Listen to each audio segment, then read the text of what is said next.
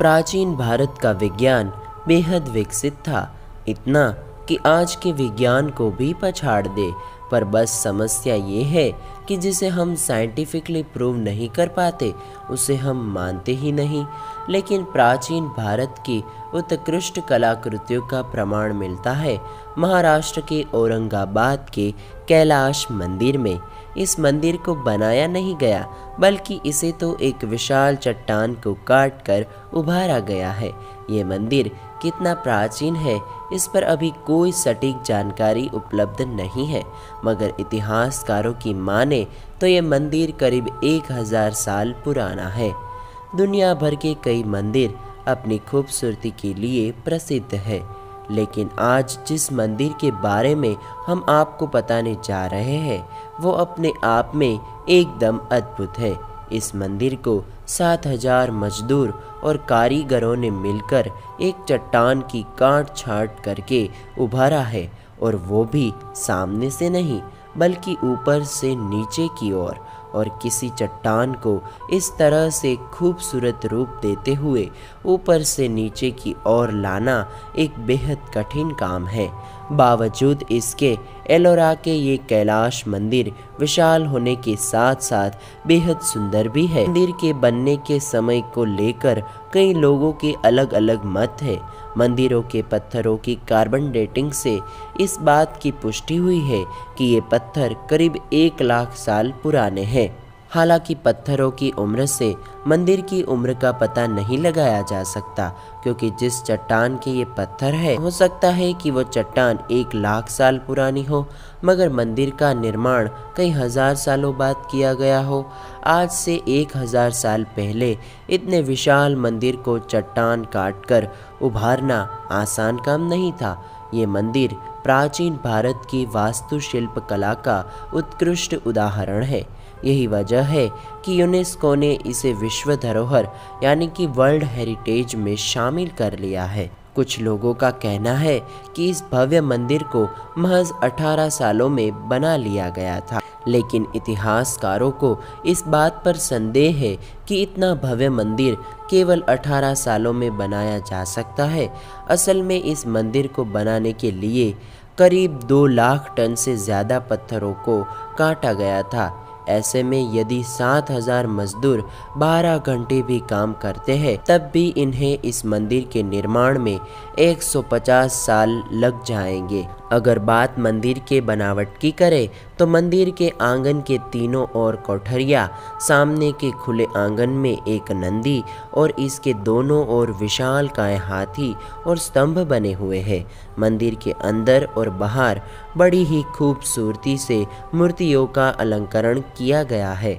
एलोरा में 3 तरह की गुफाएं हैं, महा यानी बौद्ध गुफाएं, पौराणिक हिंदू गुफाएं और दिगंबर जैन गुफाएं, जिनमें पौराणिक हिंदू गुफाओं में 16वें नंबर की गुफा में ही ये कैलाश मंदिर स्थित है। इस 3 मंजिला कैलाश मंदिर को हिमालय के कैलाश का रूप देने की कोशिश की गई है। ये मंदिर 50 मीटर गहरा मंदिर है। मंदिर के निर्माण में बहुआयामी शिल्प कला का संगम है। एक्सपर्ट ने मंदिर के प्लान को जांचकर ये पता लगाया है कि शिल्पकारों ने सबसे पहले चट्टान के 2 तरफ 300 फीट गहरी और पीछे की तरफ 175 फीट गहरी खाई खोदी, जिससे उन्हें चट्टान पर काम करने के लिए काफ़ी जगह मिले, और फिर चट्टान को तराशने का काम शुरू हुआ। जब मंदिर का ऊपरी भाग पूरा हुआ तब उन खाइयों को और गहरा खोदकर दूसरे लेवल का काम शुरू किया गया, और इसके बाद खाइयों को और ज़्यादा गहरा खोदकर बाकी का मंदिर भी पूरा किया गया। नीचे उतरने से पहले ऊपर के हर चट्टान के भाग को बारीकी से तराशा गया और पॉलिश किया गया, ताकि वापस ऊपर का काम करने के लिए बांस की मचान ना बनानी पड़े। जानकारों के मुताबिक मंदिर का क्षेत्र 276 फीट लंबा और 154 फीट चौड़ा है।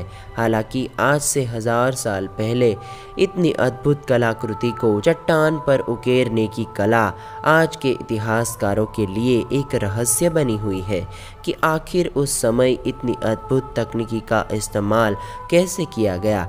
असल में इस मंदिर का निर्माण मालखेड़ स्थित राष्ट्रकूट वंश के नरेश कृष्ण प्रथम द्वारा करवाया गया था। इन्हीं से जुड़ी कहानी कहती है कि राजा कृष्ण लगातार बीमार पड़ रहे थे। कई वैद्यों को दिखाने के बाद भी उनके स्वास्थ्य में कोई सुधार नहीं हो रहा था। तब उनकी महारानी ने भगवान शिव से प्रार्थना कर ये प्रण लिया, यदि राजा कृष्ण पूरी तरह स्वस्थ हो जाते हैं तो वे एक मंदिर का निर्माण करवाएंगी और तब तक भूखी रहेंगी जब तक उस मंदिर का शिखर नहीं देख लेती। कहा जाता है कि महारानी की पूजा अर्चना से भगवान शिव प्रसन्न हुए और राजा कृष्ण के स्वास्थ्य में सुधार हो गया। राजा के पूरी तरह ठीक होने पर रानी ने उन्हें मंदिर बनाने के लिए कहा।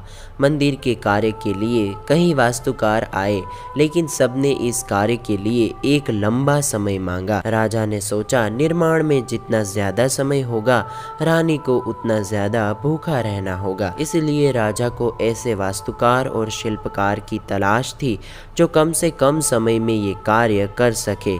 तब कोस्का नाम के एक वास्तुकार ने राजा को भरोसा दिलाया कि वो एक हफ्ते में मंदिर को तैयार करवा देंगे। राजा ने तुरंत ये कार्य उस वास्तुकार को सौंप दिया और अपने कहे अनुसार उस वास्तुकार ने एक हफ्ते में वो मंदिर तैयार कर दिया। हालांकि इतिहासकार इस बात पर सहमति नहीं देते, लेकिन बड़े ही अचरज की बात है कि इतना बड़ा मंदिर होने के बावजूद यहाँ पूजा पाठ का कोई प्रमाण नहीं मिलता। यहाँ पर कई गुफाएं ऐसी भी है जो नीचे की ओर जाती है, मगर आम इंसानों का वहाँ जाना सख्त मना है। आर्कियोलॉजिस्ट और जियोलॉजिस्ट डिपार्टमेंट की रिसर्च से यह पता लगा है कि ये कोई सामान्य मंदिर नहीं है। इस मंदिर के नीचे कोई रहस्यमयी शहर बसा हुआ है जिसका रास्ता सुरंगों से होकर जाता है। ये सुरंगें काफ़ी लंबी और गहरी है, लेकिन नीचे जाने वाले दरवाज़ों को सरकार ने सुरक्षा की दृष्टि से बंद कर दिया है। अब यहाँ पर किसी भी तरह की खोजबीन भी नहीं की जा सकती। आज की इस मंदिर की बनावट इस बात की गवाह है कि हमारे पूर्वज हमसे कई ज़्यादा आगे थे। हम भले ही आज प्रकृति की तस्वीर बना सकते हैं, लेकिन हमारे पूर्वजों ने तो प्रकृति में ही तस्वीर बनाकर दिखा दी थी। तो दोस्तों, आज का ये वीडियो आपको कैसा लगा मुझे कमेंट करके ज़रूर बताइएगा। पसंद आया हो तो लाइक करें और अपने दोस्तों के साथ शेयर करें। मैं हूँ आपका दोस्त कालिना आयशित। फिर मिलेंगे नए वीडियो में नए टॉपिक के साथ। तब तक के लिए दे आज्ञा। नमस्कार।